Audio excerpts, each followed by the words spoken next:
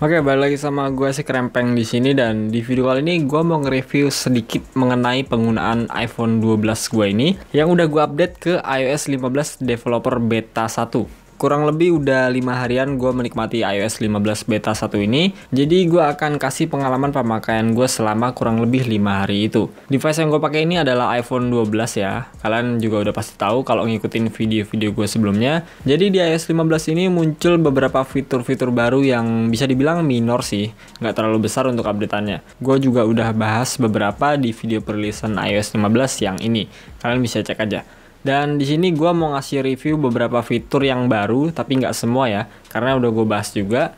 Gue akan kasih suka duka gue saat menggunakan iOS 15 ini. Buat kalian yang udah nyobain update ke iOS 15, pasti udah tahu fitur yang bernama Live Text. Ya, fungsinya untuk mendeteksi tulisan, huruf, dan angka dari suatu objek untuk disalin ke smartphone kalian. Caranya tinggal aktifin aja aplikasi kamera, terus foto objeknya, lalu tekan dan salin teksnya. Dan biasanya kalau mau nyalin teks di iPhone itu kan pakai aplikasi Notes ya, kayak gini, dan paste aja. Nah, ternyata sekarang kita udah bisa menyalin secara langsung melalui aplikasi Notes ini, tanpa harus membuka kamera dulu. Caranya gampang banget, tinggal pencet aja terserah di bagian mana, terus pilih text from kamera. Nah, kalau kita pilih, maka di bagian bawah sini akan muncul kamera untuk mendeteksi tulisan dari suatu objek. Hebatnya di sini kalian nggak perlu kayak tadi ya, nggak perlu dijepret terus disalin teksnya. Jadi di sini tinggal arahin aja ke objeknya, lalu tinggal pilih insert kayak gini.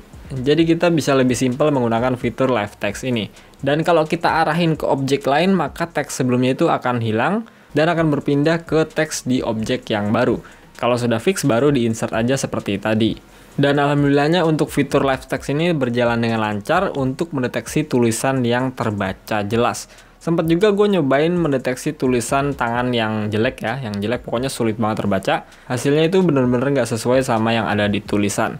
Jadi kalau mau pakai fitur Live Text ini, gue nyaranin cari tulisan yang terbaca dengan jelas. Kemudian untuk aplikasi Safari sekarang udah diperbarui untuk tampilannya. Untuk kolom search sebelumnya ada di bagian atas, sekarang udah dipindah di bagian bawah sini. Poin plusnya jempol kita tuh nggak perlu repot-repot lagi untuk melakukan pencarian di bagian atas. Apalagi buat kalian yang pakai iPhone Plus series atau Max series, pastinya akan kesulitan banget kalau menggunakan satu tangan aja. Gue yang pakai iPhone 12 layar 6,1 inch aja itu udah kerepotan banget. Apalagi pakai yang layar di atas 6,1 inch. Terus untuk tampilan recent page-nya juga dibikin minimalis dan keren kayak gini. Jadi udah nggak numpuk-numpuk lagi seperti yang sebelumnya. Dan kalau mau pindah page tinggal geser aja kayak gini. Cuman gua ngedapetin minus di aplikasi Safari ini, mungkin ini bisa dibilang bugs juga kali ya. Yang pertama, pada saat pertama kali gue pakai iPhone ini setelah berada di iOS 15 dan gue buka Safari menggunakan data seluler, itu asli lemot banget untuk pencariannya. Pakai data gue ada aktif, gue udah coba pindah kartunya ke device lain yang belum berada di iOS 15, itu aman-aman aja, nggak ada masalah. Tapi di iPhone ini malah lemot banget. Akhirnya gue ngalahin pakai WiFi, terus gue coba restart device dulu, terus nyalain lagi, tetap aja nggak ada pengaruh. Jadi ya gue pasrahin aja, dan di hari berikutnya gue gunakan lagi dan ternyata sudah normal kembali. Nggak seperti waktu pertama kali pakai. Gue nggak tahu ya kenapa bisa begitu, tapi sampai sekarang sih gue nggak ngalamin hal serupa lagi. Data seluler dan WiFi gue aman-aman aja sampai sekarang. Mungkin cuma di awal doang kali ya. Masih di aplikasi Safari, gue juga ngedapetin bugs yang cukup ngeganggu sih menurut gue. Ini emang jarang terjadi sih, tapi pas gue pencet ke kolom search kayak gini dan mulai ngetik apa yang mau gue cari, misalkan gue ketik apel merah manis. Belum selesai gue ngetik manisnya, dia langsung nyelesain pencarian. Jadi yang dicari malah apel merah doang. Gue beberapa kali ngalamin hal itu dan seringnya terjadi di kata ketiga saat melakukan pencarian. Kalau kalian nggak ngalamin hal yang sama, ya bagus, syukur alhamdulillah. Gue sih berharap semoga di beta 2 selanjutnya bugs kayak gini bisa segera diperbaiki. Bugs selanjutnya gue ngedapetin di aplikasi yang 90% dari kalian pasti menggunakannya, yaitu Instagram.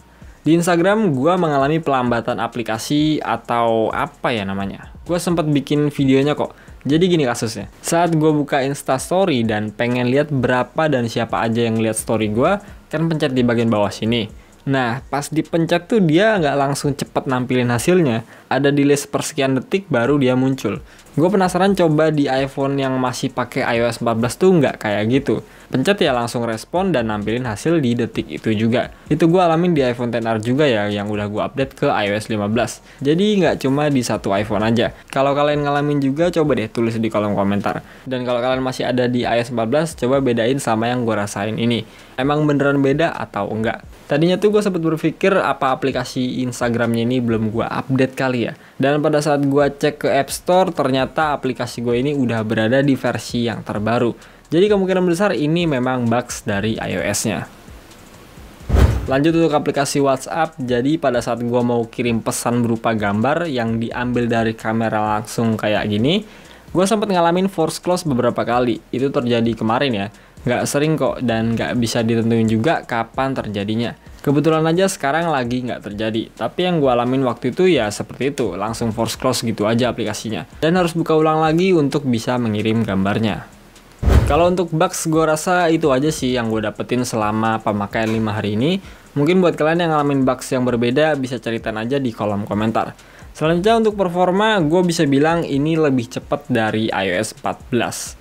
Ya emang nggak ada bukti konkret sih buat ngasih tahu ke kalian. Tapi selama penggunaan gue yang akhir-akhir ini nggak pernah nge-game, jadi cuma sosmedan aja, itu gue ngerasa lebih ngebut aja saat jalanin aplikasi, tutup terus buka lagi aplikasinya, slide kanan kiri atas bawah itu enak banget. Yang paling berasa sih waktu buka Instagram ya. Meskipun seperti yang gue bilang tadi ada bugsnya di Instagram ini, tapi untuk performa justru ini lebih stabil dan lebih enak dipakai. Scroll-scroll kayak gini tuh lebih smooth aja gitu. Dan yang namanya rasa itu kan nggak bisa dikasih tahu secara detail ya. Yang gue rasain ya kayak gitu. Dan gue cuma mau berbagi pengalaman gue aja ke kalian karena emang ini faktanya lebih kenceng dari iOS sebelumnya. Ditambah lagi untuk penggunaan gue sehari-hari, baterainya itu lebih irit banget malah. Gue pernah cabut charger jam 7 pagi, kerja pulang sampai rumah jam 7 malam, itu baterainya masih sisa di angka 30%. Biasanya di jam 5 sore itu udah ada di bawah 20% dan mengindikasikan kita untuk ngecas si HP-nya. Itu gue ngalamin di iPhone 12 ini ya. Rasanya tuh kayak pakai iPhone 12 tapi dengan konsumsi daya seperti iPhone XR. Tentunya terasa lebih irit. Oke, jadi seperti itu pengalaman gue menggunakan iOS 15 di iPhone 12 ini. Semoga aja poin-poin plus tadi bisa dipertahankan dan yang minus-minusnya bisa diperbaiki di updatean selanjutnya. Buat kalian yang mau tahu cara install iOS 15 versi developer beta, bisa langsung cek aja link di deskripsi, gue udah cantumin. Kalau mau masih bertahan di iOS 14 juga nggak apa-apa, nggak ada masalah.